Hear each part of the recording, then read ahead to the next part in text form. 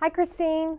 Hi, Maya. Oh my gosh, let me just start out with I'm having a major fangirl moment Oh, because you and I, we've chatted before. We've done live chats, and I've gotten to talk to you that way. So I'm like super excited. oh, I am too. Uh, what I wanted to know is because Burn just was released, and I've read the first two in the trilogy. But for people that aren't familiar with Burn and the other two books, could you give us just a little bit about what the premise is? Sure. You want the premise of Burn or the entire trilogy? You can start with Burn and then work your way back because. Okay. Well, Burn is the story of Ash, who is the the third.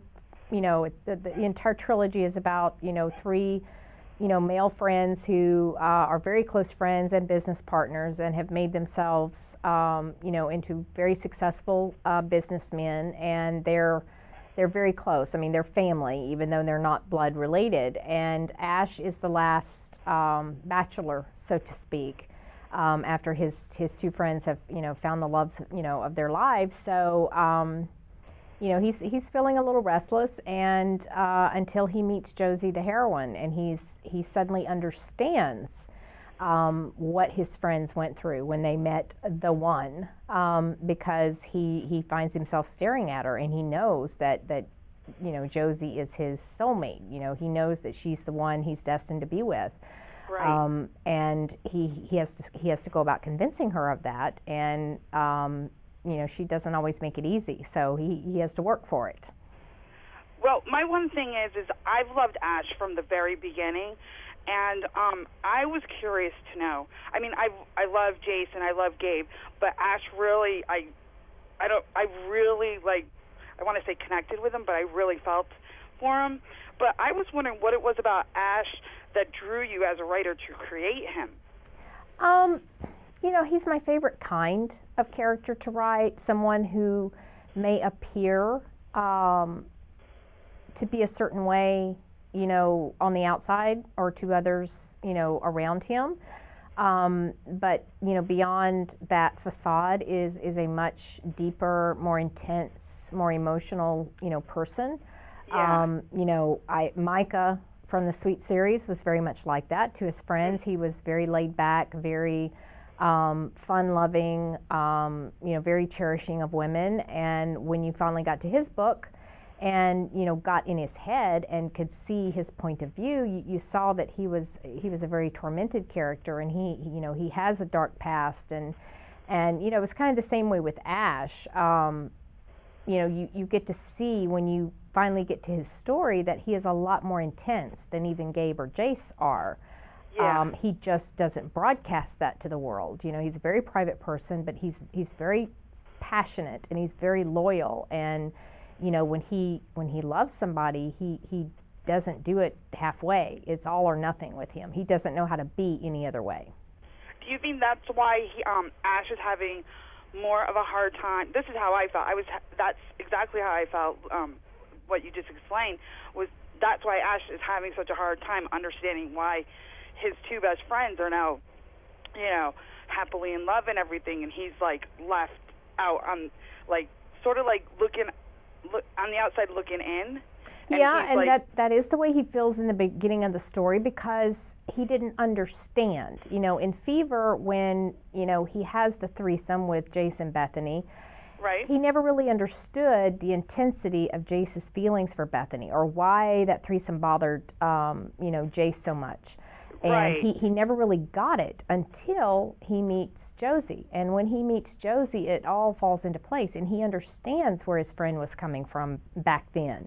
And he Right. gets it now because he's feeling that same way towards Josie. So until he experienced it himself, there was no way for him to relate or to understand what his friends, were going through.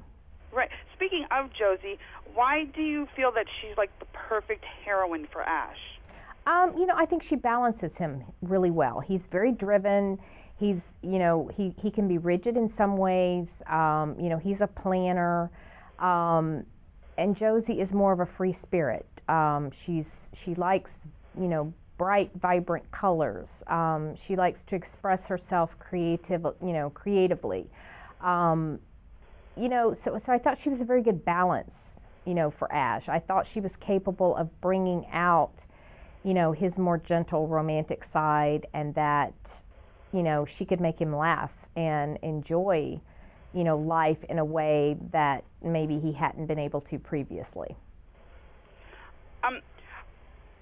Yeah, that because I'm like halfway through Burn, so I'm seeing what you're speaking of. So it's like it's starting to unravel for me. And my thing is, I'm curious too, is what, for you as a writer, what do you make sure that all your characters must have? It's like a must, all of them have to have. I think for me, they just have to be someone that I can put myself in their shoes and relate, no matter how far-fetched, no matter how over the top a story may be. At the end of the day, I just have to be able to relate to them as another human being. I have to be able to say, you know what, if in her position, I might do the same thing, because it's easy for somebody to say, oh, nobody would ever do that.